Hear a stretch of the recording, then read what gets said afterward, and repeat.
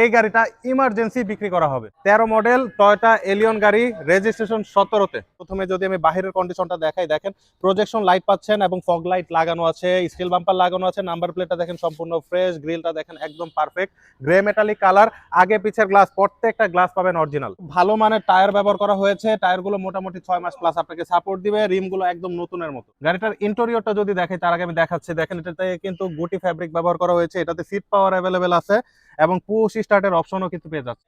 প্রতিটা এসির প্যানেল পাবেন একদম পারফেক্ট এবং ড্যাশবোর্ডটা দেখেন খুবই চমৎকার কন্ডিশনে আছে, প্রত্যেকটা উডেন প্যানেল কিন্তু পারফেক্ট অবস্থায় রয়েছে, অ্যান্ড্রয়েড ডিভিডি প্লেয়ার লাগানো আছে, স্টিয়ারিংটা খুবই স্মুথ।